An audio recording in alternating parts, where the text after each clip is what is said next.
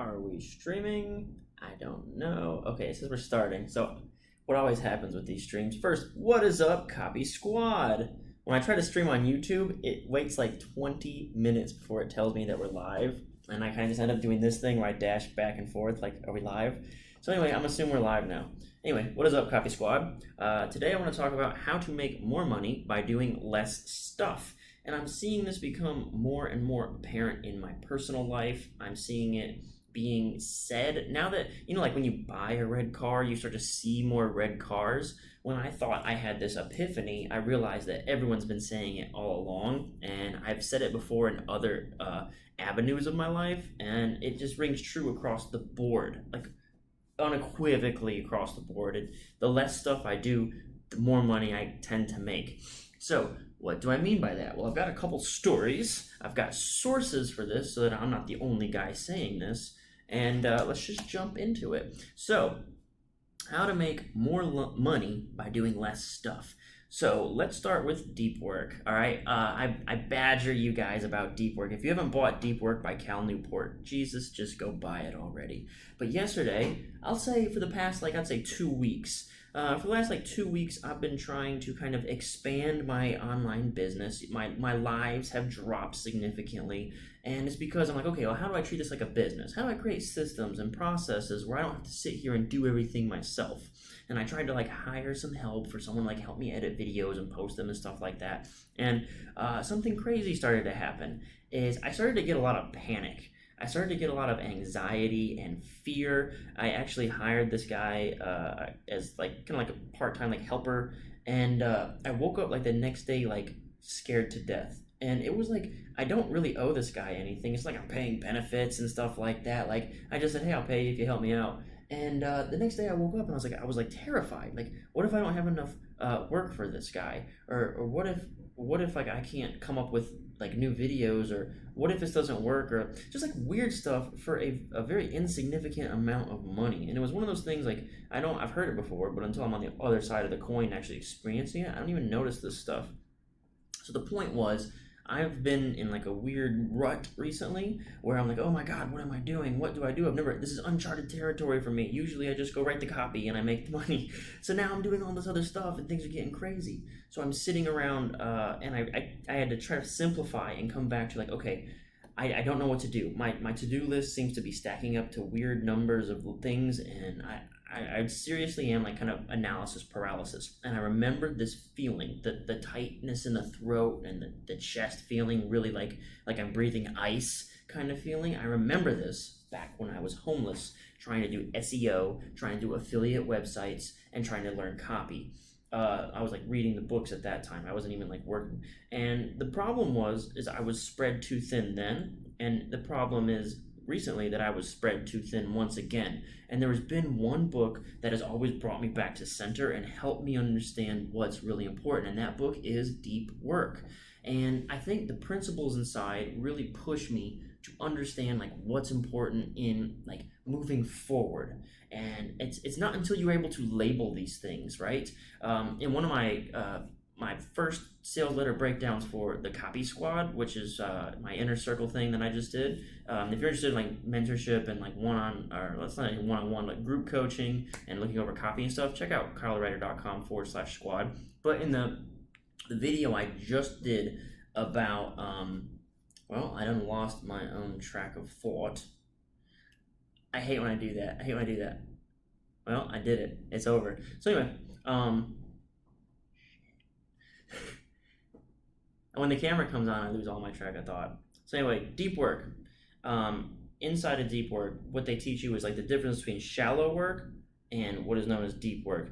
And for deep work, it really is the things that forward your career. Everything else you can kind of label as shallow work. And I had to sit down and for the first time ever kind of think about this channel. So all I've done with this channel so far is I make the videos, people watch it, sometimes people click the links that I put up for products or whatever that I'm offering, and cool, sometimes I make money. And I was okay, how do I automate this? How do I make it more serious?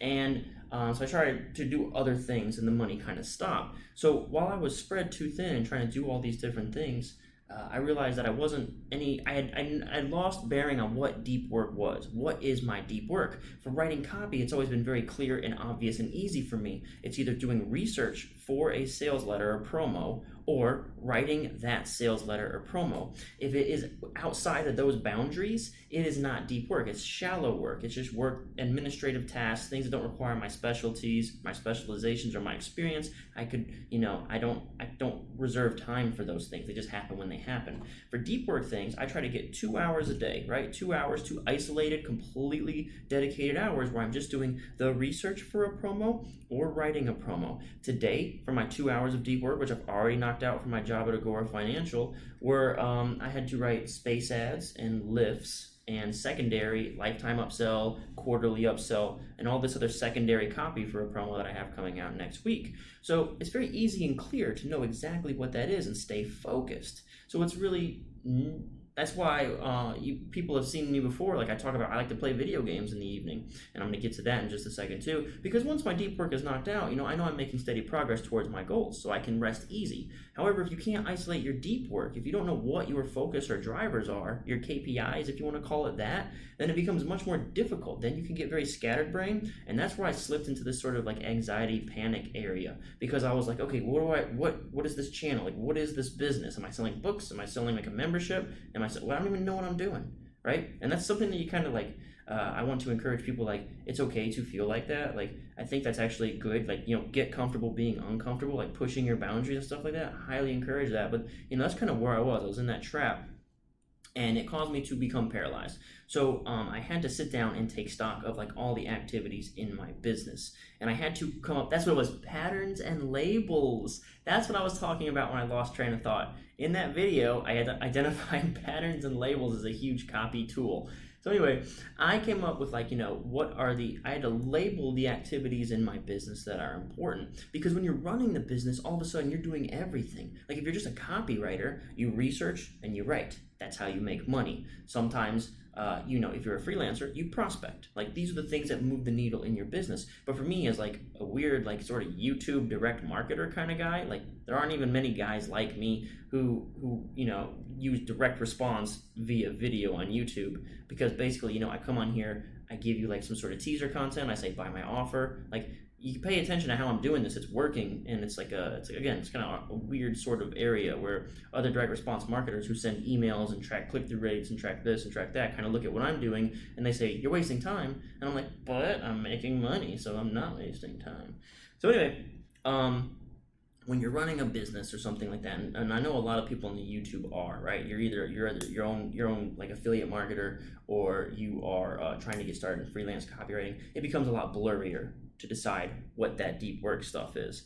For me, I realized that it's making content, which is why you see me back on the lives the last 3 days. It's the content that creates the offers. Okay, so I had to go like super big picture. Like, how do I make money? I make money by driving content to driving traffic to offers. Right now, my main source of doing that has been my YouTube content, where I give away some value. I teach you some stuff about copy, teach you some stuff. A lot of people are interested in kind of what I'm doing here about building a business, and it's prioritizing those things. Okay, so how does a company like Agora Financial make money? Well, they take customers and they drive them to a sales page, and on the sales page there's an order form, and then from the order form they have upsells, and then they regularly email them and stay in contact.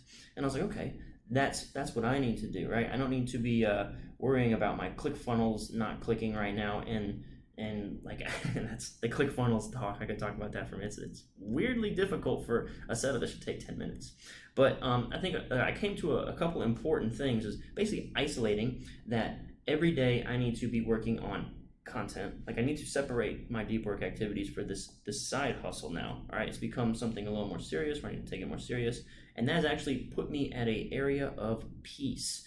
It's because I was trying to kind of figure out all the things in the business that need to be done, and that caused a complete lack of focus. Like, should I be working on my sales letter? Should I be working on emails? Should I be learning how to do better emails? Like, what should I be doing? And when I realized, break it down to the core drivers of what it is that makes you the money. For me, it's been creating content, making offers, and then I can kind of build around that. But as long as I'm dedicating the appropriate amount of time to the appropriate activities, I can rest easy at night. So I mentioned something about playing video games earlier. So I've often gone home and hung out with my girlfriend. We like play video games, watch TV from like 7 to like 9 something, and then kind of get ready for bed and wind down the night.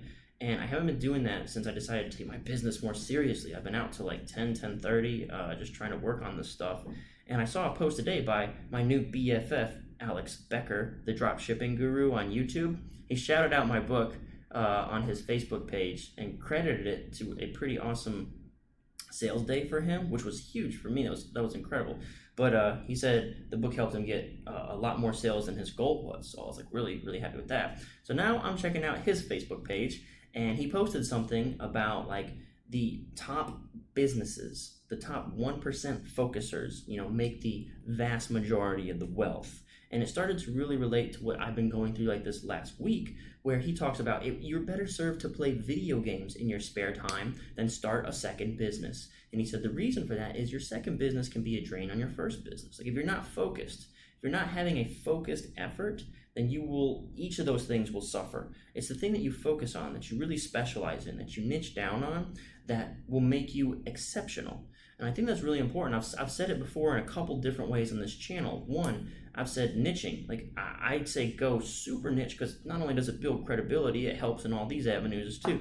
So I've said like niching, instead of saying I'm a copywriter, say I'm a long form direct response financial copywriter, sales letter writer, whatever. Like the more niche and narrow you can get it, the easier it is to build that focus, and the more specialized you become, which I have a video on that as well. And the other thing I mentioned before is copywriters try to do too much. In a way, we're not really that creative of writers. I think the research should do the writing for you, where you're basically taking a big research doc about 60 to 80 pages in length, all right, and you're not going to use every line, or you're not even going to use half of the content that you research, but you're going to take the best stuff out of there and you're going to put it in your sales letter and talk about it for a little bit, right? You're not creating some awesome, like, unique, I know people, I can spot weak copy when I can tell someone's like making up some sort of emotional story, and I'm like, I'm not interested in your emotional story. Tell me what's in it for me. I want to see some data. I want to see some figures and facts about how I can win with your solution, right? New, easy, safe, and big. Keep it simple. So one of the things that Alex mentioned in there is like, you'd be better getting a hobby than trying to get a side hustle. And that struck so true for me, because it wasn't until I decided to quote, quote, be more serious about my business that things started to unravel in my business. Like things started, like the sales were slowing down, obviously less YouTube traffic. And it was because I got off my focus, right? And that's where I come back to deep work. Like in deep work, again, if it doesn't require your specialty, your expertise, then it is shallow work. So what's the solution? The solution is to start to block off time for those things that further your career, or start to block off time for those things that are your specialty. So I've always had the 2 hours for Agora Financial as my 9 to 5 job. That doesn't mean I only work 2 hours a day, but for 2 solid hours, like 60-minute blocks, I turn everything off. There is no outside distraction, and I just write. And I think this is really important, because it's easy to feel overwhelmed and say, oh, I've got so much to do. But whenever you know that time is the time to do that, and nothing else is a distractor or going to interfere, it becomes much easier to deal with those things. And the things that I'm talking about are the things that seem that will make you irritable, is the best way to put it. For instance, if in Agora, if we're dealing with like a legal compliance issue, like, oh, we can't use these words or that word, or you can't make that claim, or you can't do this or that, that's like tedious stuff. We're really going in deep, and I think the closest thing I can liken that to is a timid client for a freelancer. So if you're like a freelancer and your client's like, oh, I don't want to say that, or I don't want to say this, or I don't want to say that, that's sort of jarring back and forth, where you can't just like freely write what you want to write, and things aren't just going your way. When you have hours blocked off for that time, it makes those activities so much more bearable, because like you can kind of like, whenever those hours are done, like that's it for the day, I'm not dealing with that today. So it's like one of those things like I've got 2 hours to kill. This is my goal for the day. I don't have Facebook available. My phone's not beeping. I can't go on Instagram. So I need to just sit down and deal with this for 60 minutes. And I think once you get to training your brain to isolate those activities like that, your productivity will go way up. And again, I want to circle back to one other thing.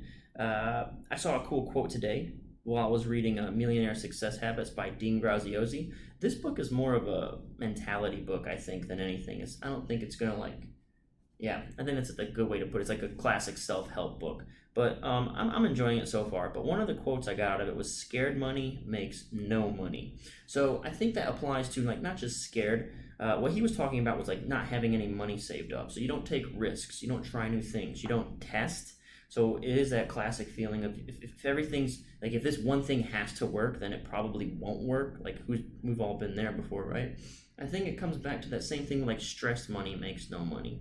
When you aren't focused and you're kind of your brain is scattered and you don't know what's important, then you'll take no action or all your actions will suck. And that brings us back to Alex Becker's Facebook post today. Whenever you're spread too thin and you got your attention going all sorts of different directions, then all of your activities are going to suck. And that brings us back to deep work. When we go into our deep work, our 60-minute blocks, at least 2 of them a day, I've now created 2 more for the Kyle the Writer stuff and the Copy Squad stuff. So now I got 2 for Agora, I got 2 for this, and I mean that's still not that's 4 hours, right? So it's not terrible. But knowing what goes inside of those blocks and knowing that this is my focus for that time will make me a much more effective actor, right? And I think that's important because I was like, how did I have all this time to play video games before? And for whatever reason, I just couldn't recognize the pattern that I was spreading myself too thin because I hadn't made appropriate priorities for my deep work time.